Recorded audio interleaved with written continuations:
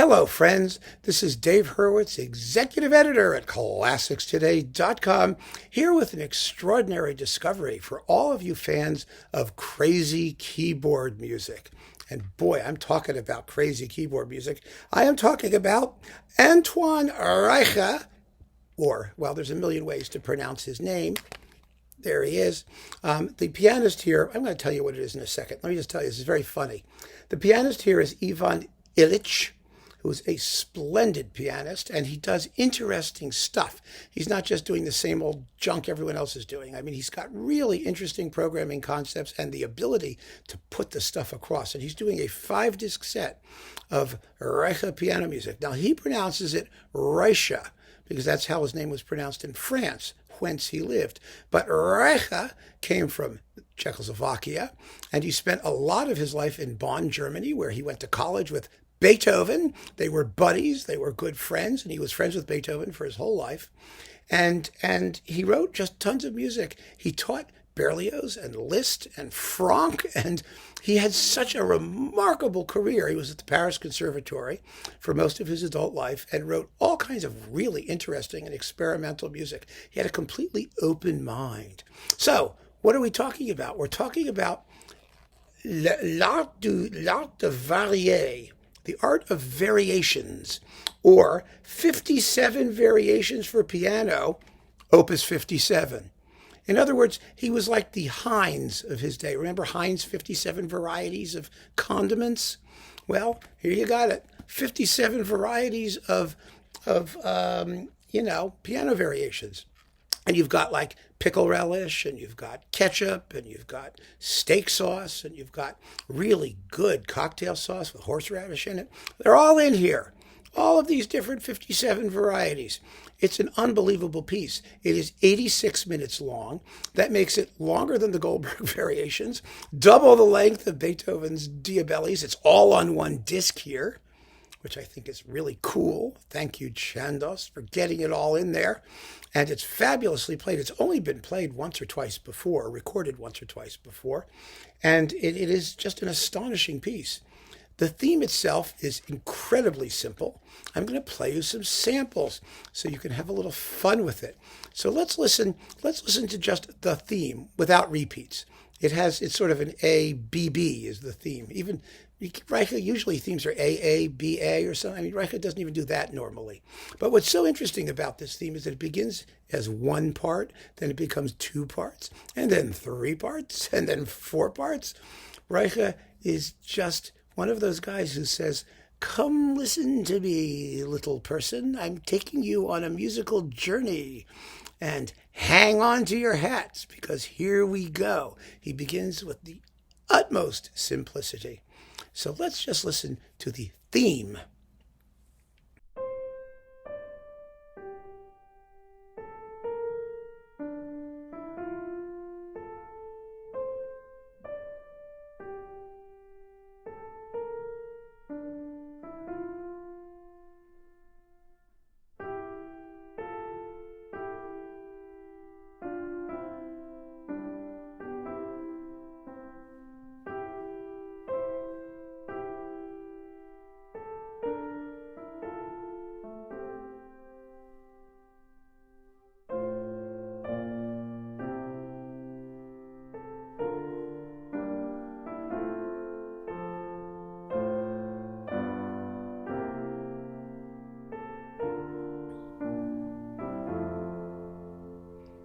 As simple as can be, isn't it?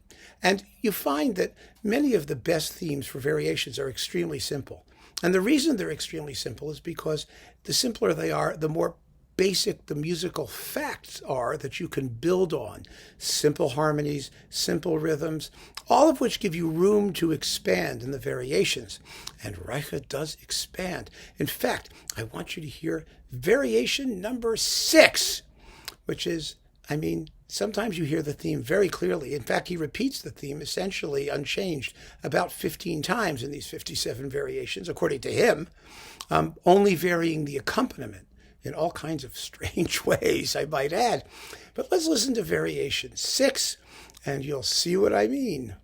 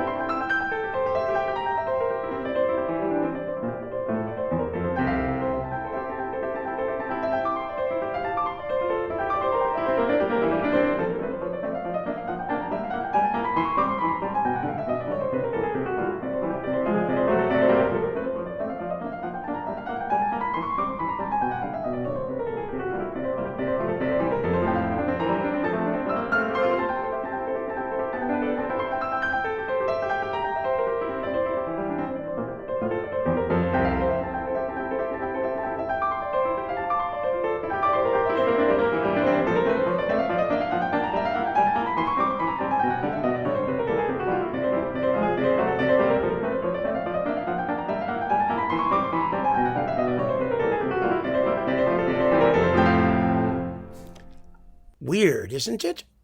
I mean, all of a sudden you're in the world of Chopin. Now, why is that so unusual? Well, the reason it's so unusual is because Chopin was, 1830s and 40s for the most part, and Reicha wrote this in 1803. 1803, 1804. It's contemporary with like Beethoven's Eroica variations and things like that, or Beethoven's piano variation sets from the early 19th century. But Reicha is a world unto himself. And he did so much more than just write wind quintets. That's what he was famous for, basically all his whole life after he died. Nobody thought of Reicha except for people who played in wind quintets, because he wrote 20 some odd of those. He invented the wind quintet, among other things. And we got to talk about some of those because they're absolutely fabulous pieces. But let's listen to another variation. This one's quite spacey. This is variation number 27. And like I said, there's so much variety packed into these 57 different little condiments. So here's number 27.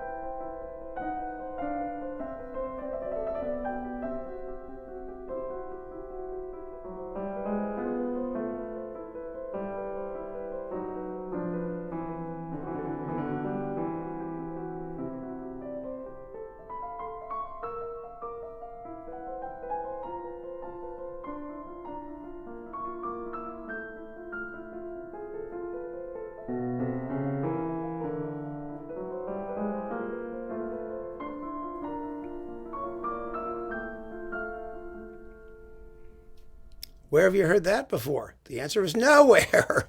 Nobody ever did that before Reicha got his hands on it. And, there's all kinds of stuff in here. There are variations for the left hand, for the right hand, there are etude-like variations. There are dance variations. There's a funeral march variation. I mean, there's absolutely no limit to what he squeezes out of this simple little theme that he stated at the beginning. And I want to close off this little tiny chat with about an enormous piece of music with his variation number 51. Interestingly, most variation pieces end with fugues. He doesn't. The fugue is the second to the last variation, and then the final variation is a unison presto octave study in F minor. The variations are in F major for the most part, but it goes from major to minor. Again, totally non-traditional. Let's put it that way. But listen to variation number 51. I find this piece so disturbing. I'm not quite sure why, but the harmony is so unsettling. It's so not what you think it's going to be. It's really quite an amazing, amazing thing. So let's listen to variation number 51.